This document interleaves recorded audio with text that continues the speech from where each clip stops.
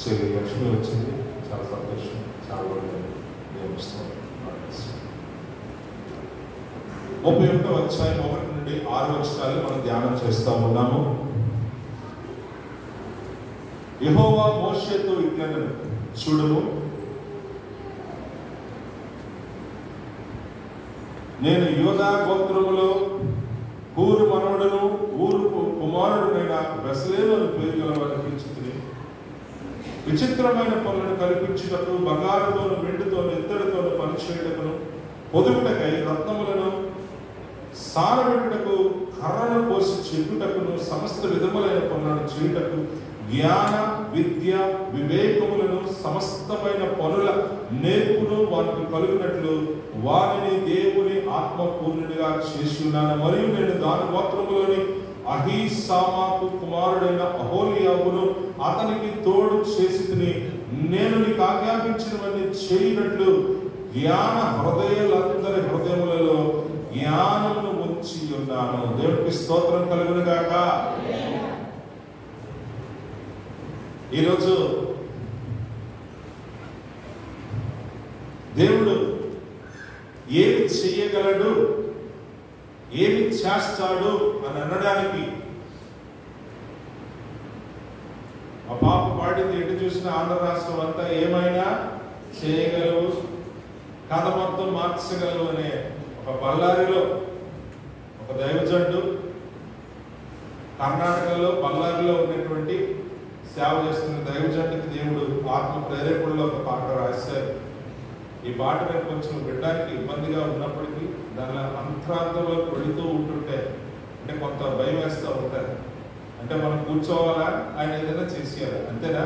మనం నుంచి ఏం చేయాలి, మరి మన నుంచి కూడా ఏదో జరగాలి కదా అనే ఆలోచనలో ఈ పాట ఉన్నప్పుడు మా పాప కూడా ఏదో వచ్చి పాట పాడుతూ ఉంటుంటే నాకు ఆశ్చర్యంగా కలిగించింది. దేవుడి స్తోత్రం కలుగును కాక. ఆంధ్ర తెలంగాణ ఈ పాట అంతా పాడుతూ ఏ సంఘంలోకి వెళ్ళా ఈ పాట. ఎందుకంటే ఆశగల ప్రాణాన్ని తృప్తిపరిచే దేవుడు కదా. మన స్వార్థాన్ని, మన ప్రేమ ప్రభావ మా పరిస్థితులను మార్చాలని మన యొక్క ఆశలంతా కూడా ప్రభుత్వంలో మనము పెట్టడం, అది దేవుడు మనకి ఇచ్చినటువంటి గొప్ప ధైర్యం. హల్లెలూయా. ఆయన బట్టి మనకు కలిగిన ధైర్యము, మనం ఆయన ఏమడినా ఆయన చిత్తానుసారంగా మన ఎట్లా ఆయన చేయగలడు, మన మనల్ని ఆలోచిస్తాం. సరే, కాబట్టి ఈరోజు మనం ధ్యానిస్తున్నటువంటి వాక్య భాగంలో దేవుడు ఏమి చేయగలడు, ఏమి చేస్తాడు, ఏమి చేయించగలడో ఈరోజు మనం ధ్యానిస్తున్నటువంటి వాక్య భాగంలో 3 విషయాలు మనం జ్ఞాపకం చేస్తూ ఉన్నాం. ఏమి చేయగలడు, ఏమి చేస్తాడు, ఏమి చేయించగలడు. మనం చదువుకునేటువంటి ఈ వాక్య భాగం యొక్క ప్రారంభము 28వ అధ్యాయంలో ప్రారంభమవుతా ఉంది. ఎందుకంటే దేవుడు దర్శనమిచ్చి మోషేతో నాకొక గుడారాన్ని నువ్వు కట్టించాలి, ఆ గుడారానికి ప్రత్యక్ష గుడారం అని మోషే పేరు పెడుతూ మరి అందులో ఉపకరణాలు ఏమి చెయ్యాలనే విషయాలన్నీ కూడా మోషేకు విషదపరిచి అందులో ఏమిటో మీరు జాగ్రత్తగా గమనించినట్లయితే అహరోను యొక్క ఎఫోదు మొదలుకొని, అహరోను ధరించినటువంటి ఎఫోదు మొదలుకొని ఆ ప్రత్యక్ష గుడారం యొక్క తెరలు కానీ లోపల ఉండవలసినటువంటి ఆ అలంకరణ కానీ వస్తువులు కానీ అన్నీ కూడా మరి ఏ రీతిలో ఉండాలనేది ఈ విషయాలన్నీ కూడా దేవుడు మోషేకు మాట్లాడినప్పుడు భయపడకు, నేను ఇవన్నీ కూడా జాగ్రత్తగా చేయిస్తాను అన్నటువంటి విషయాన్ని మోషేకు తెలియచేస్తూ మోషే ద్వారా దేవుడు ఈ విషయాలన్నీ మనకు బయలుపరుస్తున్నాడు. కాబట్టి ఇవన్నీ కూడా ఎలా జరుగుతాయి, నీవు చెప్పినవన్నీ నేను ఎలా చేయించగలను అని అనుకున్న సమయంలో దానికి కూడా దేవుడు ఆ యొక్క విషయాన్ని కూడా బయలుపరుస్తూ నువ్వు భయపడకు, నేను ఈ యొక్క పనులన్నీ కూడా జరిగించుకుంటానని సెలవిచ్చిన దేవుడు ఆయన ఏం చేస్తున్నాడంటే హూరు, ఈ హూరు ఎవరండి? అహరోను యొక్క సహోదరుడు. కాబట్టి ఆ సహోదరుడు యొక్క మనోడైనటువంటి కుమారుడైన ఆ హూరు కుమారుడైన బెసలేలు అని పేరు గల వారిని పిలిచి చూడండి, ఈ బెసలేలు గురించి ఇక్కడ చెప్పబడినటువంటి మాటలు మీరు జాగ్రత్తగా విన్నట్లయితే, ఈ బెసలేలకు ఉన్నటువంటి ప్రత్యేకమైనటువంటి గుణాలు మీరు అందరూ కూడా జాగ్రత్తగా మీరు గమనించుకోవాలి. ఏమంటున్నాడండి? మొట్టమొదటి విషయాన్ని అంటున్నాడు, విచిత్రమైన పనులు కల్పించుటకు. దేవుడి స్తోత్రం కలుగుట. ఇక బ్యూటిఫుల్ డిజైనర్ అనుకోండి. మరి తన యొక్క ఆలోచనల నుంచి అద్భుతమైనటువంటి రూపకల్పనలు చేసేటటువంటి ఆలోచన జ్ఞానం కలిగినటువంటి వాడుగా. ఇంకేమంటాడండి? బంగారుతోను వెండితోను ఇత్తడితోను పని చేయుటకు. దేవుడి స్తోత్రం కలిగిన కాక. బంగారంతోను పని చేస్తాడు, ఇత్తడితోను పని చేస్తాడు. ఇంకేమంటాడండి? వెండితోను కూడా చక్కని అలంకరణ వస్తువులు తయారు చేయగలిగినటువంటి సామర్థ్యం. మూడో విషయం అంటాడు, పొదుగుటకై రత్నములను సారబెట్టుటకును. చూడండి ఎంత చక్కని మాట. రత్నాలను పొదుగుటకును, వాటిని సారబెట్టుటకును. ఇక నాలుగో విషయంకి వచ్చేటప్పటికి కర్రను కోసి చెక్కుటకును. దేవుడి స్తోత్రం కలిగిన గాక. ఆ మల్టీ టాలెంటెడ్ పర్సన్ ఇక్కడ మనం చూస్తా ఉన్నాము. ఒక మల్టీ టాలెంటెడ్. మన దేశంలో ప్రతి పనికి ఒక పేరు పెట్టేశారు. ఏ పని చేస్తే ఆ పనివాడు, ఆ పలానా కులవాడు అని పెట్టేశారు. కానీ బెసలేలుకి ఎన్ని పనులు వచ్చాయంటే విచిత్రమైనటువంటి పనులు కల్పించడం. అంటే అద్భుతమైనటువంటి డిజైనర్. ఇక బంగారం ఏమిటి, వెండి ఏమిటి, ఇత్తడి ఏమిటి అతనికి పెద్ద కష్టం కాదట.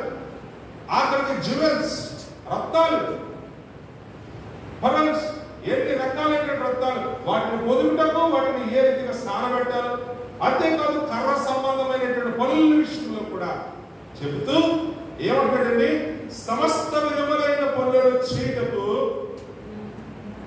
దేవుడు ఏం చేస్తున్నాడంటే జ్ఞానము, విద్య, వివేకములను, సమస్తమైన పనుల నేర్పును వారికి కలుగునట్లు వారిని దేవుని ఆత్మపూర్ణునిగా చేసి ఉన్నాడు. దేవుడి స్తోత్రం కలుగును గాక. దేవుడు ఏమి చేయగలడు అని నువ్వు అనుకుంటున్నావు.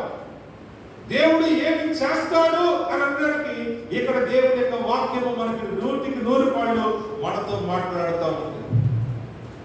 నువ్వు అనుకుంటా ఉన్నావు నేను ఏమి చేయగలను.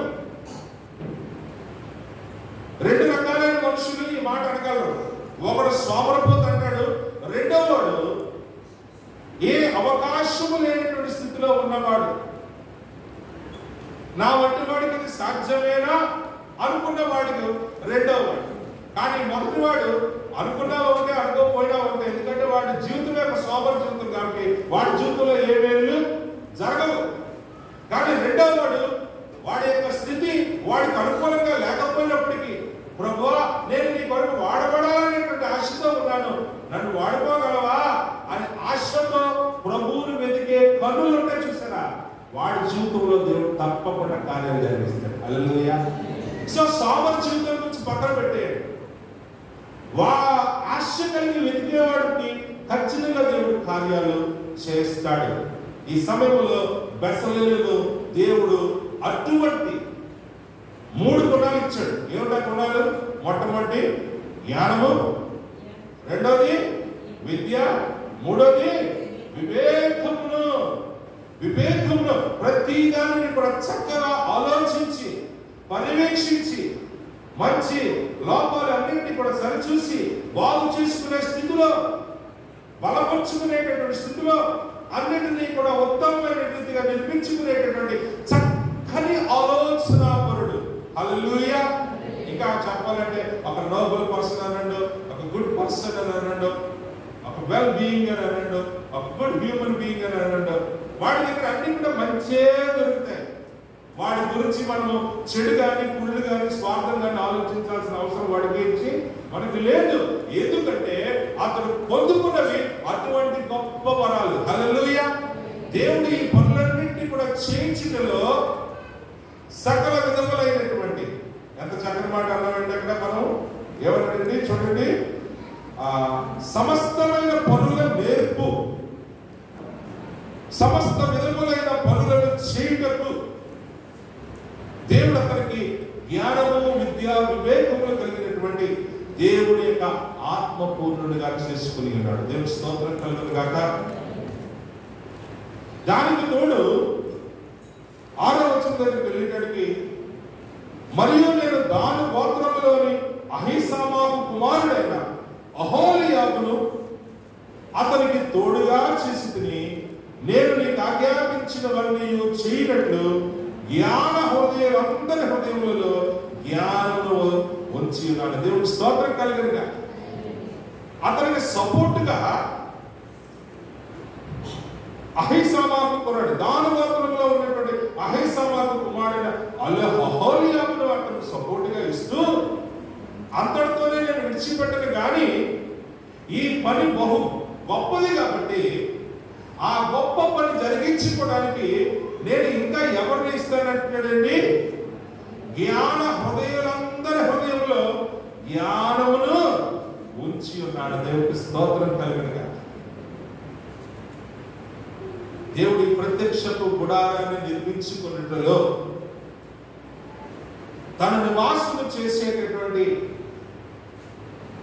ఆ దేవుని మందసము, ఆ కరుణాపీఠం మధ్య ఆయన నివసించువాడుగా ఉన్నాడు కాబట్టి ఆయన నివసించు ఆయన యొక్క ప్రత్యేకమైనటువంటి ప్రత్యక్ష గుడారాన్ని ఆయన ఎంత అద్భుతంగా చేయించుకోవాలని ఆశపడుతూ ఉన్నాడో. దేవుని స్తోత్రం కలుగునుగా. ఏమి చేయగలడు, ఏమి చేస్తాడు, ఏమి చేయించగలుగుతాడో కూడా ఈరోజు మనం చూడబోతాం. కాబట్టి ఇక్కడ వాళ్ళిద్దరితో పాటు నువ్వే కంగారు పడు, ఈ పని బహు గొప్పది కాబట్టి దీని కొరకు నేను ఏమంటాడండి? జ్ఞాన హృదయులందరి హృదయములో నేను జ్ఞానమును ఉంచుతాను. హల్లెలూయా. ఎవరు జ్ఞాన హృదయము కలిగిన వారు? ఆశపడేవాడే, వెతికేవాడే, ప్రభు వైపు చూచేవాడే, ప్రభు కొరకు తృష్ణ కొన్నవాడే, నేను ప్రభు కొరకు జీవించాలని ఆశ కలిగిన వాడే, ప్రభు వల్ల నేను దీవించబడాలని ఆశ కలిగిన వాడే, వాడి హృదయంలోనే అనేకమైనటువంటి గొప్ప ఆలోచనలు పుట్టేటటువంటి కృప దేవుడు కలుగజేస్తాడు. హల్లెలూయా. చెప్పారు కదా మొదటి వాడికి, నేను కూర్చుంటే అన్ని పనులు జరిగిపోయాలి అనుకునేవాడు ఎవరి జీవితంలో కూడా ఒక్క బెదిరి కాదు కదా, ఉన్న స్థితిని కూడా పాడు చేసేసుకుంటాడు. అది దేవుడి యొక్క వాక్యమే మనకు సూటిగా మాట్లాడు. కానీ ఈ రోజు దేవుడు నీ జీవితంలో ఒక ప్రత్యేకమైనటువంటి ఉద్దేశాన్ని కలిగి ఉన్నాడు. ఏమిటంటే తను నివసించే ఆ ప్రత్యక్షపు గుడారాన్ని దేవుడు నీ ద్వారా చేయించుకోవాలని ఆశపడుతూ, దాని కొరకు దేవుడు మనందరినీ కూడా పురుగొలుపుతా ఉన్నాడు. దేవుడికి స్తోత్రం కలుగును గాక.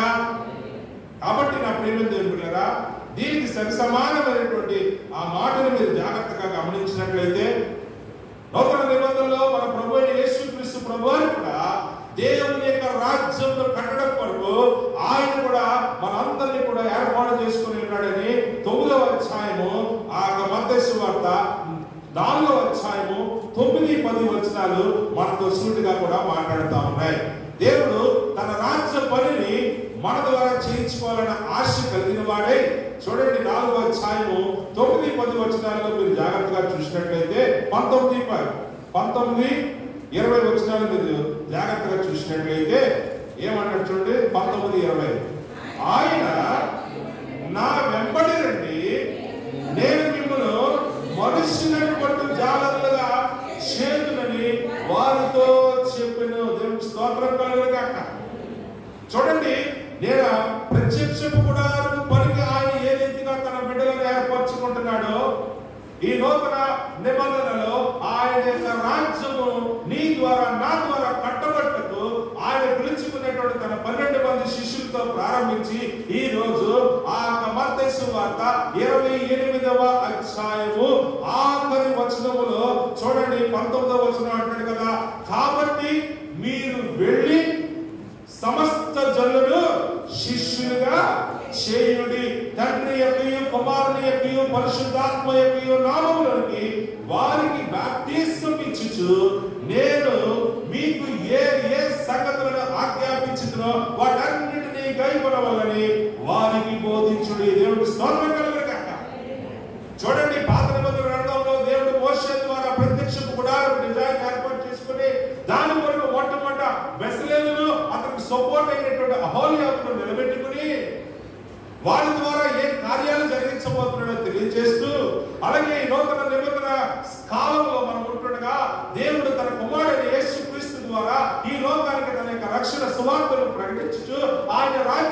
పట్టుబడ్డప్పుడు దేవుడు 12 మంది శిష్యులను పేరు పెట్టి పిలుచుకొని నా వెంబడి రండి, నేను మిమ్మల్ని ఏం చేస్తానండి, మనుషులను బట్టే. అందుకని దేవుడు వారికి ఏమి ఇచ్చాడు? జ్ఞానము, విద్య, వివేక హృదయము కలిగినటువంటి దేవుని యొక్క ఆత్మ పొందులుగా ఆ 12 మంది శిష్యులను తయారు చేసుకున్నాడు. తయారు చేసుకుని ఆ శిష్యుల ద్వారా ఇప్పుడు ఏమంటున్నాడంటే 28వ అధ్యాయం 19వ వచనంలో, కాబట్టి ఇప్పుడేమో యేసు ప్రభు శిష్యులు పిలిచాడు, ఇప్పుడు యేసు ప్రభు ఈ శిష్యులను ఏం పిలుస్తున్నాడండి? మిమ్మల్ని మనుషులు పట్టే దానిగా పిలిచాడు. ఇప్పుడు మనల్ని ఆ శిష్యులు ఏమంటాడంటే, మీరు వెళ్ళి సమస్త జనులను ఏం చేయమంటాడండి? శిష్యులుగా చేయమని. ఇదిగో తండ్రి యొక్క కుమారుని యొక్క పరిశుద్ధాత్మ నామములో బాప్తిసం ఇచ్చి నేను ఏ ఏ సంగతులను మీకు బోధించుదును.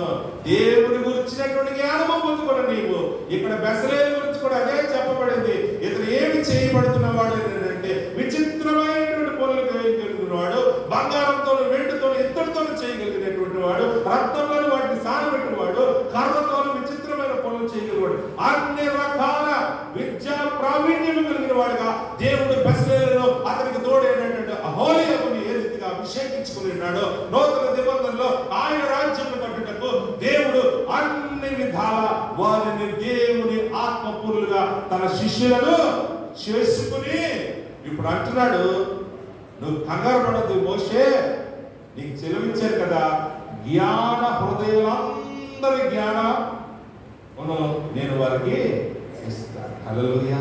కాబట్టి 12 మందితో ప్రారంభించబడినటువంటి ఆ దేవుని రాజ్యము ఈరోజు కొన్ని లక్షల కోట్ల మంది ఆయన శిష్యులుగా మారి దేవుని రాజ్యము కట్టుటలో ప్రతి ఒక్కరు కూడా వారి వారి పాత్ర వహిస్తారు.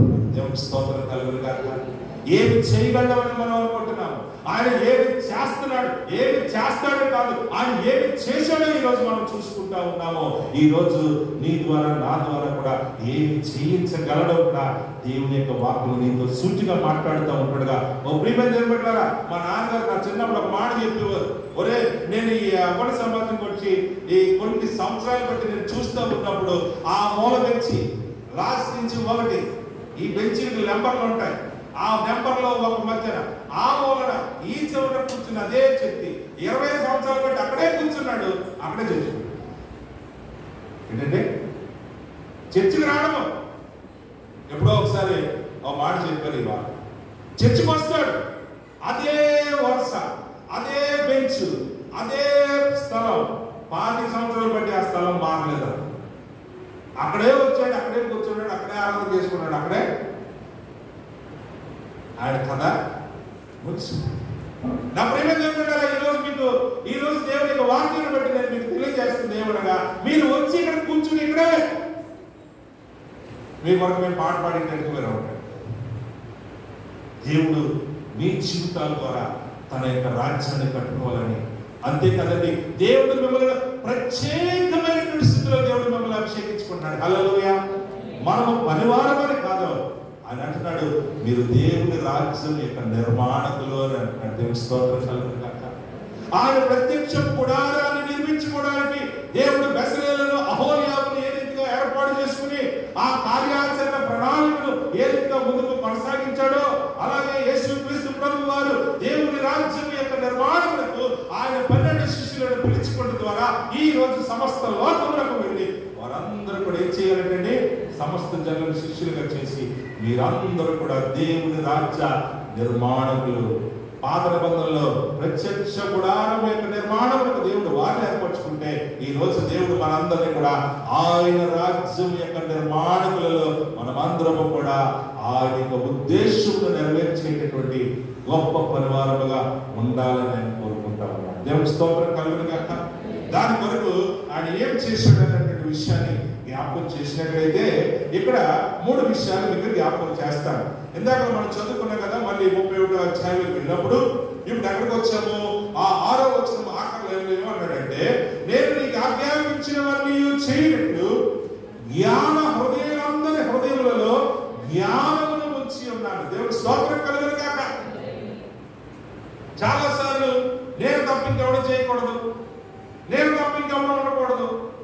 ఇదే ఆ రోజు శిష్యుల్లో కూడా ఉన్నటువంటి సమస్య. దానిలో మొట్టమొదటి ఎవరు? పేతురు గారే. గొప్పవాడిగా ఉండాలన్నా పేతురు గారే, యేసు ప్రభు పక్కనే ఉండాలన్నా పేతురు గారే, ఏ పని చేయాలన్నా ముందు పేతురు గారే. అంటే ఇక్కడ మీరు గమనించుకోవాలి, ఆయన ఎంతగా ప్రభు కొరకు సేవ చేయాలన్నా ఆశపడ్డాడనే ఆ పాజిటివ్ థాట్ మీరు ఒక్కసారి జ్ఞాపకం చేసుకోండి. అందుకనే ఆశపడ్డోడే ఎక్కువగా తిరిగి,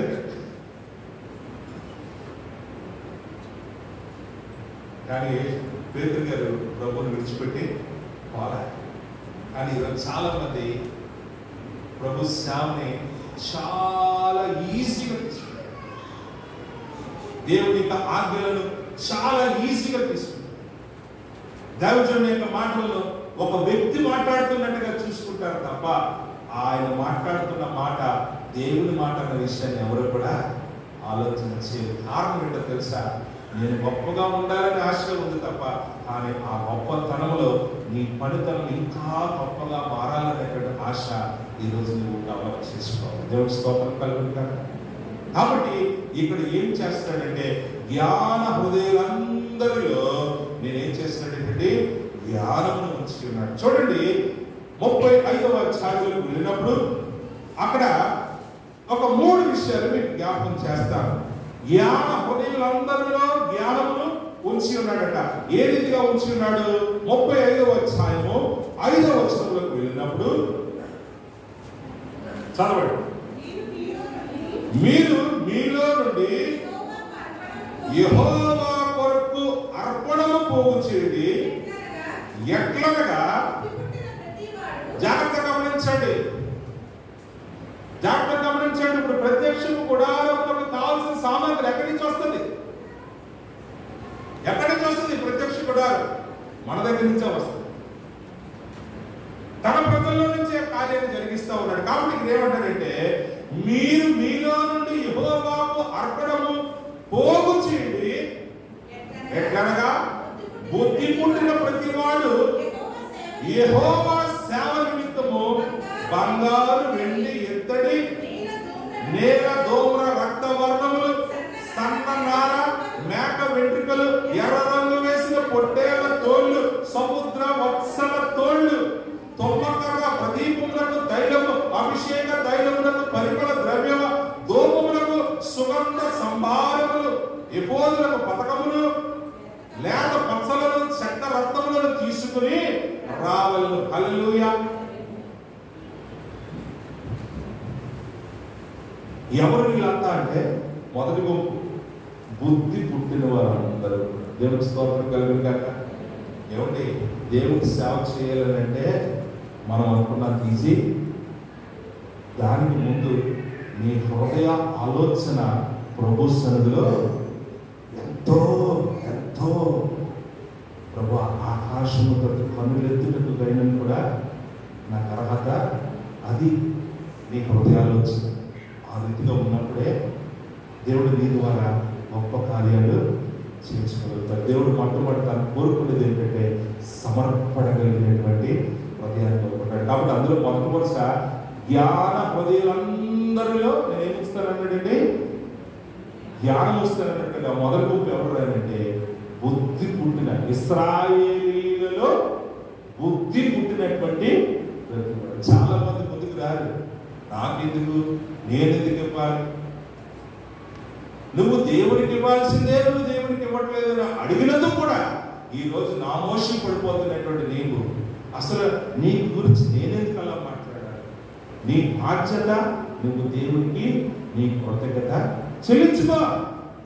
కానీ దానిలో నువ్వు ప్రశ్నించే స్థితిలో ఉంటే నువ్వు దేవుని సేవకు కాదు కదా, దేవుని సందులో ఆయన బిడ్డగా పిలవడానికి కూడా నువ్వు అర్హత సంపాదించుకుంటావో లేదో నాకైతే తెలియదు. దయచేసి కానీ ఆ జ్ఞాన హృదయాలందరిలో జ్ఞానం ఇచ్చిన దేవుడు మొట్టమొదటి గుంపు ఎవరు అంటే, వీరు బుద్ధి పుట్టిన ప్రతి వాడు ఏం చేశారో తెలుసండి.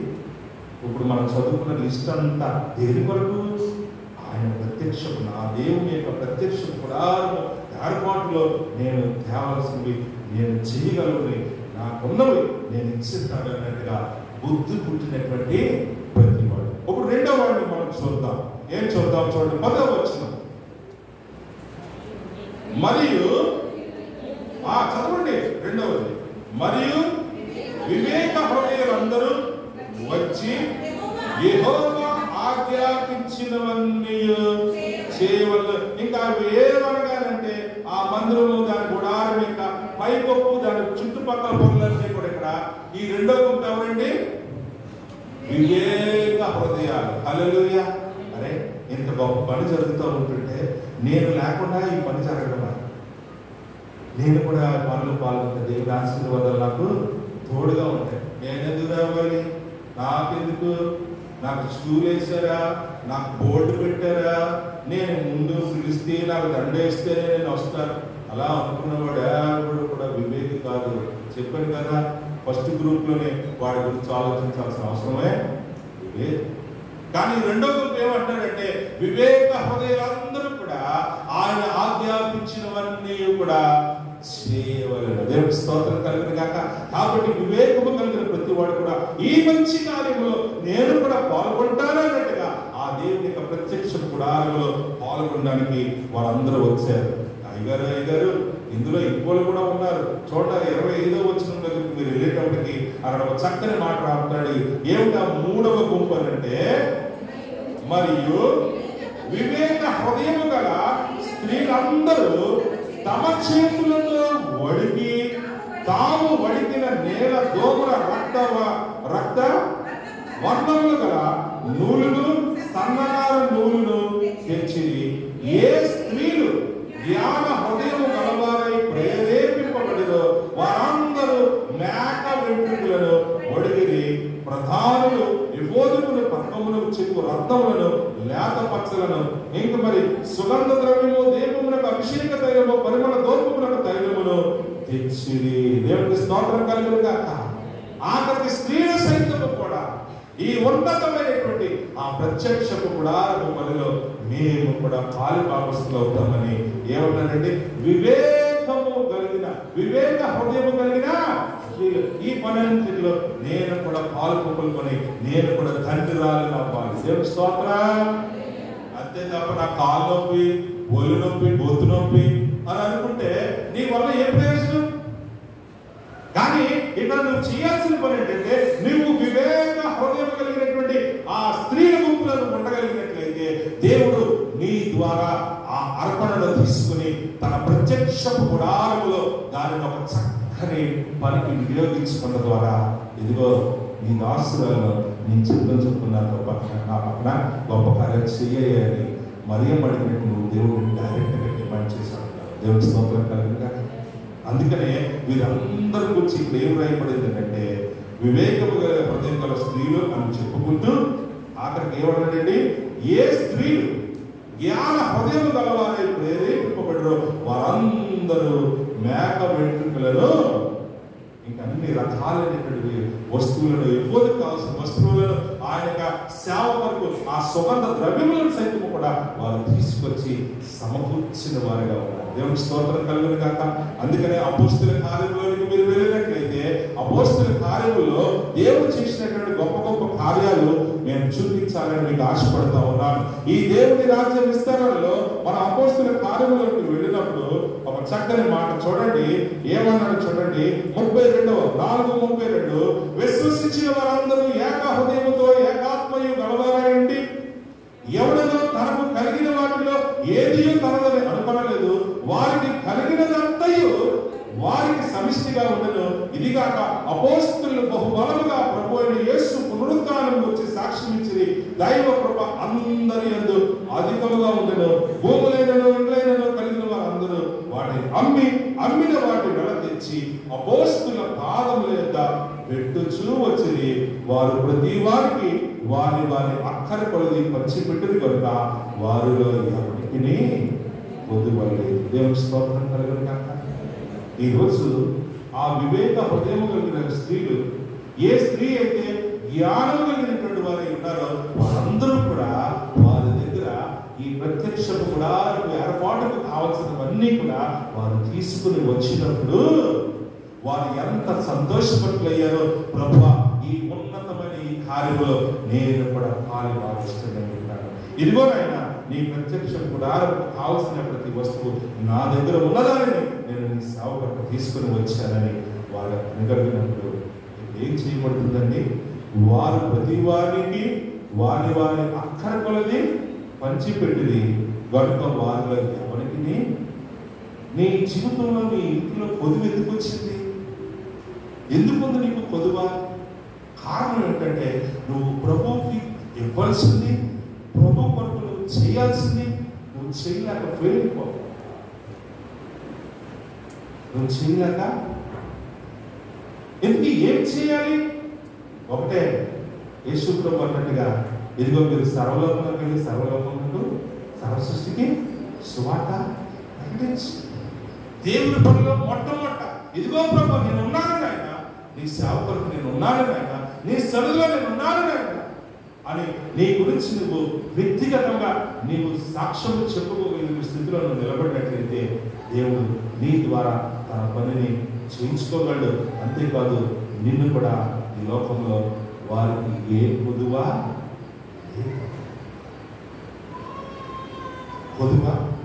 లేదు. కష్ట సమయంలో కూడా దావీదు అంటున్నాడు, యెహోవా నా కాపరి, నాకు లేమి కలగదు.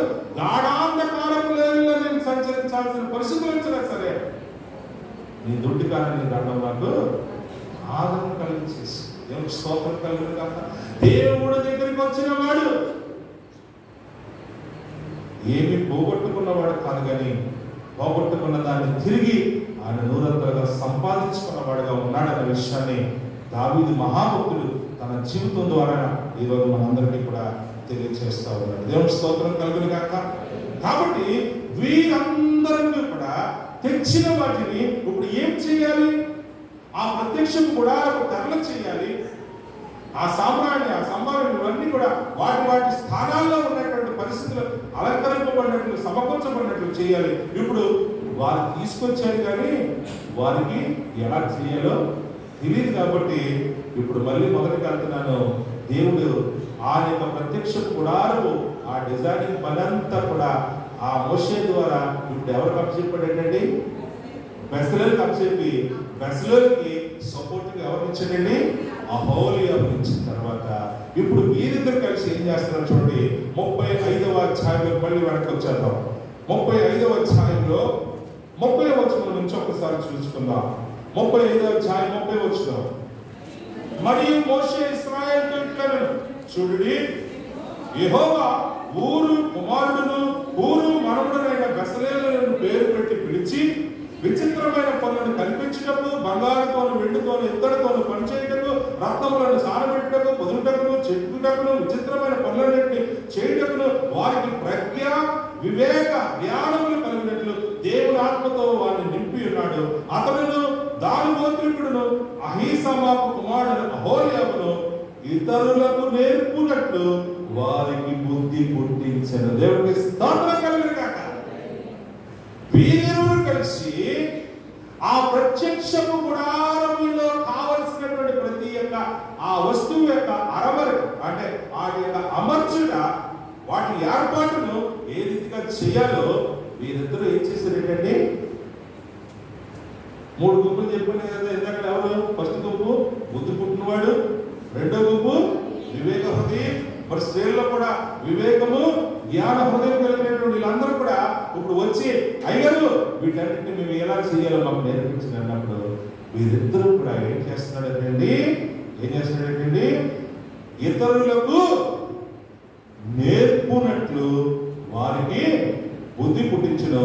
చెక్కువాడేమి, చిత్రకాడేమి, నీలదూర రత్నంతోను సన్నము నారతోను బొటాపాని చేయువాడేమి, నేతగాడేమి చేయు సమస్త విధములైన పనులు అనగా ఏ పని అయినను చేయువారి యొక్కయు విచిత్రమైన పని కల్పించు వారి యొక్కయు పనులను చేయనట్లు ఆయన వారి హృదయములను జ్ఞానముతో నింపి ఉన్నాడు. దేవునికి స్తోత్రం కలుగును గాక.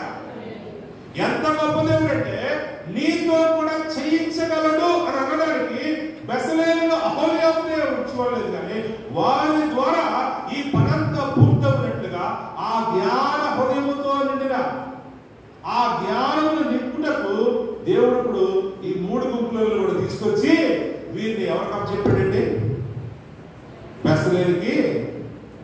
అలాగే అహోలియాబుకి అప్పగిస్తే వీరందరూ కూడా ఆ పనులు చేయనట్లు ఇప్పుడు దేవుడు ఏ బెసలేలు ఏ అహోలియాబు దగ్గరికి ఈ 3 గుంపుల వాళ్ళు వచ్చారో వాళ్ళందరికీ ఆయన వారి హృదయములను జ్ఞానముతో నింపి ఉన్నాడు. దేవుని స్తోత్రం కలుగును కాక.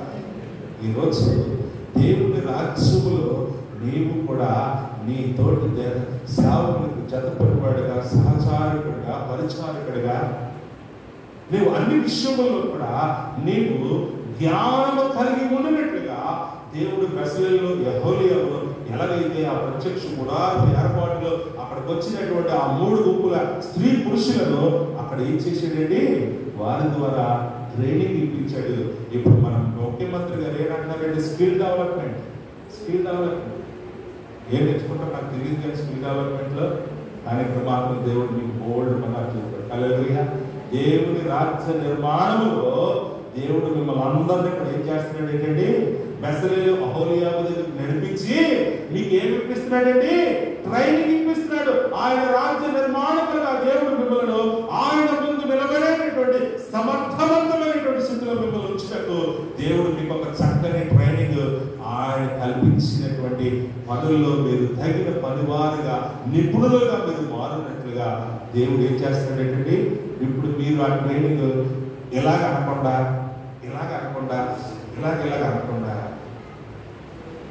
దేవుడు మీకు కూడా ఏమిస్తున్నాడు ఏంటండి? అక్కడే బెసలేలుకి దేవుని ఆత్మ పూర్ణులుగా నేను చేసుకున్నాను అన్నటువంటి దేవుడు ఈరోజు వారి దగ్గరికి వచ్చిన వారందరినీ కూడా ఏం చేసేటండి? బెసలేలును ఏ దేవుని ఆత్మ పూర్ణంగా చేసుకుని ఉన్నాడో ఆయన దగ్గరికి వారి దగ్గర పంపబడి వాళ్ళందరికీ కూడా అదే జ్ఞానమును వాళ్ళకి పంపించాడు. కనుక దేవుని స్తోత్రం చెప్పండి. అందుకని నాకు తెలియదయ్య గారు, నాకు రాదయ్య గారు, నాకు వద్దయ్య గారు, ఈరోజు ఈ మాటలే మీ జీవితాల్లో, మీ విశ్వాస జీవితంలో మిమ్మల్ని అనేక రీతిగా నిష్ప్రయోజకులుగా, నిరుపయోగం, మీ వల్ల ఏ ఉపయోగం లేదు. దేవుని రాజ్య నిర్మాణంలో దేవుడు ఆ 12 మంది శిష్యులను నేర్పించి మిమ్మల్ని మనుషులు కూడా జాగ్రత్తగా చేస్తారని చెప్పి చేసేదా లేదా? అందుకని 28వ అధ్యాయంలోకి వచ్చి ఇప్పుడు మీరు వెళ్ళండి, సర్వలోకంలోకి వెళ్ళి సర్వ సృష్టికి సువార్తను ప్రకటించి శిష్యులుగా చేయండి. ఎంత గొప్ప సర్టిఫికెట్ ఈరోజు ఆ శిష్యులకు ఇచ్చేసాడు. ఈరోజు వారు కూడా ఆ దేవుని జ్ఞానంతో నింపబడ్డ వారే యేసు ప్రభు పాదముల దగ్గర నేర్చుకున్న విషయాలన్నింటినీ కూడా అపోస్తలుల గారు చదివితే పేతురు గారు ఎలా మాట్లాడాడు, ఆ శిష్యులు ఎలా మాట్లాడారనే విషయాలన్నింటినీ కూడా ఆశ్చర్యపోతాం. ఫిలిప్పు ప్రదర్శించిన జ్ఞానం ముందు ఎవరు కూడా ఏమీ మాట్లాడలేకపోయారు. స్టెఫెను ప్రదర్శించిన జ్ఞానం ముందు ఎవరు కూడా ఏమీ మాట్లాడలేకపోయారట. ఆఖరికి పేతురు యోహాను ప్రదర్శించిన జ్ఞానం ముందు ఆఖరికి ఆ ప్రధాన యాజకులు కూడా ఏమి చేయలేక మీరు ఈ నామమున ప్రకటించకూడదని వాళ్ళు బెదిరించి వదిలేశారని అంటారు. వాళ్ళు బెదిరిపోయారా?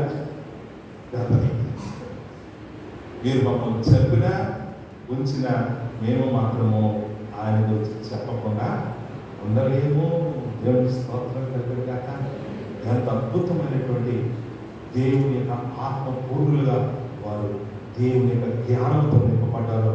ఈరోజు దేవుడు మిమ్మల్ని కూడా అంతే గొప్పగా చేయాలని ఆశపడుతూ ఈరోజు ఆయన యొక్క సన్నిధిలో మిమ్మల్ని ఆయన వాక్యమునందరి జ్ఞానము కలిగిన వారుగా, జ్ఞాన సంపూర్ణులుగా, ఆ పరిశుద్ధాత్మ దేవుని అందరి ఆ జ్ఞానంతో నింపబడిన వారే యేసు క్రీస్తు యొక్క మహిమను, ఆయన మరణ పునరుత్థానములను మీరు చాటిన వారుగా ఉండాలని దేవుడు మిమ్మల్ని కూడా ఆ రీతిగా అభిషేకించుకుంటా ఉన్నాడు. దేవుడు స్తోత్రం కలుగును గాక. అందుకని అంటున్నాడు కదా, ఆయన వారి హృదయములను జ్ఞానముతో నింపి. అందుకనే హోషేయ గ్రంథంలోకి వెళ్ళిపోతే ఆయనను విడిచిపెట్టినటువంటి ఇశ్రాయేలు అందరూ కూడా మళ్ళీ తిరిగి రండి మనం యెరూషలేముకి వెళ్ళిపోతాము, రండి మనము యెహోవాను గురించిన జ్ఞానాన్ని చూస్తారన్నమాట. చూడండి యెహోషువ గ్రంథము,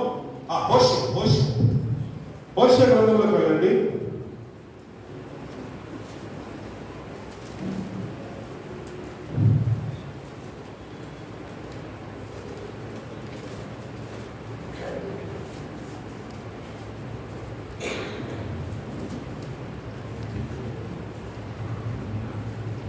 14వ అధ్యాయము. ఇశ్రాయేలు, నీ పాపము చేత నీవు కులితువు గనుక నీ దేవుడైన యెహోవా తట్టుకు తిరుగుము, మాటలు సిద్ధపరచుకొని యెహోవా యొద్దకు తిరుగుడి.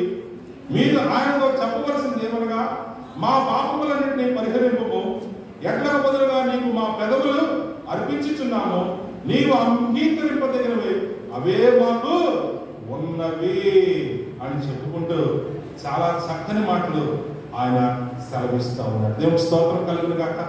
దేవుని యొద్దకు మరుగువనగా దేవుని యొక్క జ్ఞానాన్ని సంపాదించుకుంటూ, ఇదిగో ఆయన ఇవ్వడానికి మా దగ్గర నీకు ఏముందంటే, మా యెహోవా మా హృదయపూర్వకంగా నేను మిమ్మల్ని ఘనపరుస్తున్నాను,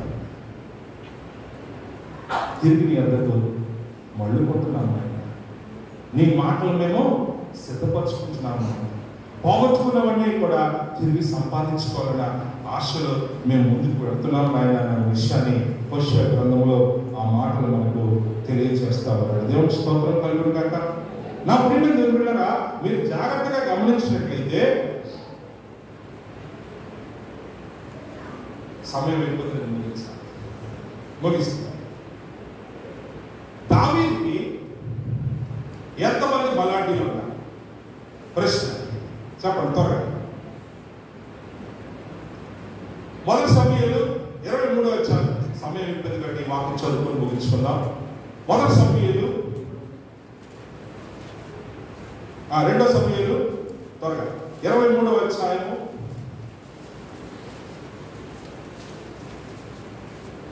8వ వచనం త్వరగా చదువుకుందాం. దావీదు అనుచరులలో బలాఢ్యులు ఎవరనగా మోషే, యోషే, బెత్షెబెతాను ముఖ్యుడు తక్మోనీయుడు. అతను ఒక యుద్ధంలో 800 మందిని హతం చేశాడు. ఎందుకు దావీదు దగ్గర ఉన్నటువంటి బలాఢ్యులు ఎంతమంది? అక్కడే ఉంది. ఆఖరి వచనంలోకి వెళ్తే చూడండి, హిత్తీయుడైన ఊరియా వారందరూ 37. హల్లెలూయా. దావీదు దగ్గర ఉన్నటువంటి సైన్య సమూహములో మీరు ఎక్కడన్నా చూస్తే మీకు 3 వ్యక్తులు కనబడతారు. దావీదు పక్కన ఉన్నటువంటి శరీర కుమారులు వాడి పక్క ఎవరు? వాడి పేర్లు యెహోవా, యోవాబు, అభిషేక్, ఆషాయేలు. కానీ మీరు జాగ్రత్తగా గమనించినట్లయితే యోవాబు ఎంత సైన్యాధిపతి అయినా యోవాబుకి ఆ బలాఢ్యుల్లో స్థానం దక్కలే. మీరు అందుకనే చూడండి 18వ వచనం వెళ్తే, సెరూయా కుమారుడు యోవాబు సహోదరుడైన అభిషేక్ తన అనుచరులలో ముఖ్యుడు. ఇతను ఒక యుద్ధంలో 300 మందిని. కాబట్టి ఇక్కడ ఏం చేశాడు? ఇతడు ఆ 30 మందిలో 19వ వచనం చూడండి, ఇతడు ఆ 30 మందిలో ఘనుడై వారికి అధిపతి ఆయన కనుక మొదటి ముగ్గురితో సమానుడు కాకపో. కాబట్టి ఇప్పుడు ఆ మొదటి ముగ్గురు గురించి చూడండి. ఇప్పుడు మొట్టమొదటి తక్మోనీయుడు, రెండవ చూడండి 9వ వచనంలో, ఇతని తర్వాత అహోహీయుడైన దోదో కుమారుడని ఎలియాజరు. ఇతను దావీదు ముగ్గురు బలాఢ్యుల్లో ఒకడు. యుద్ధంలో కూడి వచ్చినటువంటి ఫిలిస్తీన్లు మరి తర్వాత చదువుకోండి. తర్వాత 11వ వచనంలో ఇతను తర్వాత వారు ఎవరుగా హరారీయుడు ఆగే కుమారుడైన షమ్ము. దేవుడి స్తోత్రం. ఆయనకు ఉన్నది మొట్టమొదటి 30 మంది బలాఢ్యులు, లక్షల సైన్యము. ఆ ముగ్గురు మేనల్లుల్లో కనబడ్డారని మీరు అనుకుంటున్నారు, కానీ ఆ ముగ్గురు మేనల్లుల్లో ఆ స్థానము ఒక్క అభిషేకే దక్కింది. అతను ఎంత సైన్యాధిపతి అయినా సరే అతనికి స్పెషల్ ప్రొటెక్షన్ ఎవరున్నారండి? ఆ 30 మంది. మీరు గమనించుకున్నట్లయితే ఆ 7 ఎక్స్ట్రా కనబడ్డారు. అందులో ఎవరు కనబడ్డాడు? హిత్తీయుడైన ఊరియా సబ్జెక్ట్ మీ అందరికీ కూడా. అంటే ఊరియా కూడా దావీదుకి ఎంత నమ్మదగినవాడు అన్న విషయాన్ని మీరు ఎందుకు ఈ సమయంలో నేను చెప్తున్నానంటే, దావీదు ఆయన యొక్క రాజుకి ఈ 30 మంది ఎంత ఉపయోగకరమైన వారు అంటే, ఎన్ని లక్షల కాల్బల సైన్యం ఉన్నప్పటికీ ఈ 30 మంది బలాఢ్యుల బలము వారిని నడిపించేటటువంటి ఉన్నతమైన ప్రణాళిక వేసేటటువంటి బలాఢ్యులుగా మీరు ఉన్నారు. దేవుని స్తోత్రం కలుగును కాక. నేను ముగిస్తున్నాను. కాబట్టి నా ప్రేమైన దేవుడు బిడ్డలారా, ఈరోజు దేవుడు మనతో ఏం మాట్లాడుతున్నాడంటే, మీరు లోకానికి ఉప్పై ఉన్నారు. రెండోది చెప్పండి, మీరు లోకానికి వెలుగై ఉన్నారు. అంతేకాదండి, మూడో విషయంలో ఆయన ఎంత చక్కగా చెప్తాడంటే, మీరు ఒకటే మాట, మీలో నుండి యోహాను సువార్త 7:37-38 అంటాడు కదా, వారి కడుపులో నుండి జీవజల నదులు. ప్రత్యక్ష గుడార పనిలో దేవుడు బెస్లేలు అహోలీయులను ఏర్పాటు చేసుకుని ఆ పనులు ఉన్నతమైన వారుగా పనిచేసిన వారందరినీ కూడా ఎలా జ్ఞానంతో నింపుకుని ఉన్నాడో, అలాగైతే యేసు ప్రభు దేవుని యొక్క రాజ్య నిర్మాణం ఆ 12 మంది శిష్యులను ఆయన జ్ఞానంతో నింపుకొని ఈరోజు వారి ద్వారా సర్వలోకమునకు వీడు సువార్త ప్రకటించే వంతులో దేవుడు ఏ రీతిగా తన యొక్క రాజ్యాన్ని నిర్మించుకుంటున్నాడో, ఈరోజు అలాగే దేవుడు మనందరినీ కూడా పిలుచుకుని మనము కూడా ఆయన రాజ్య నిర్మాణంలో భారీ భాగస్వాములు నిండుటకు ఆయన మనల్ని కూడా తన యొక్క ఆత్మపూర్లుగా చేసుకుంటూ మనల్ని కూడా ఏం చేశాడండి, ఈ లోకానికి మీరు వెలుగు, ఈ లోకానికి మీరు ఉప్పు, అంతేకాదు మీ కడుపుల నుంచి జీవజల నదులు పొందినట్టుగా దేవుడు మనల్ని కూడా ఆయన రాజ్య నిర్మాణకులుగా తీర్చిదిద్దుకుంటా ఉన్నాడు. అటువంటి గొప్ప దేవుని యొక్క ప్రణాళిక, ఆయన ఏం చేస్తాడు, ఏం చేయగలడు నువ్వు అనుకుంటున్నావు, నీతోను నాతోను కూడా ఆయన గొప్ప గొప్ప కార్యాలు చేయించగలడు అని అనడానికి ప్రత్యక్ష గుడార నిర్మాణంలో ఏ రీతిగా తన బిడ్డలను వాడుకున్నాడో, దేవుని రాజ్య నిర్మాణంలో యేసుక్రీస్తు ఏ రీతిగా తన శిష్యులను వాడుకున్నాడో, ఈ అంచె దినాల్లో ఆ దేవాది దేవుడు మన గాస్పెల్ ప్రాక్టీస్ ప్రజలను కూడా ఆ రీతిగా వాడుకునే దేవుడు అనే విషయాన్ని మీరు జ్ఞాపకం చేసుకొని ఆయన సన్నిధిలో బుద్ధి పుట్టిన వారుగా, వివేక హృదయులుగా, జ్ఞాన హృదయులుగా మిమ్మల్ని మీరే నిలబెట్టుకుని దేవునికి రెండు దేవుని పొందు కావాలని ఆయన రాజ్యవాసులుగా తీర్చిదిద్దబడాలని కోరుకుంటూ దేవుడి మాటలు మనం దీవించిన కాక. ఆమె పరిశుద్ధుడానికి వందనాలు. విధమైన వాక్యం నీ బిడ్డ హృదయాల్లో ఫలించినట్లుగా వారికి నీ జ్ఞాన హృదయంగా తెలుసుకోమని వేడుకుంటూ నీ జ్ఞానంతోనే నింపమని వేడుకుంటూ యేసు గారిని ప్రార్థించి వేడుకుంటున్నాం తండ్రి. ఆమె దేవుడి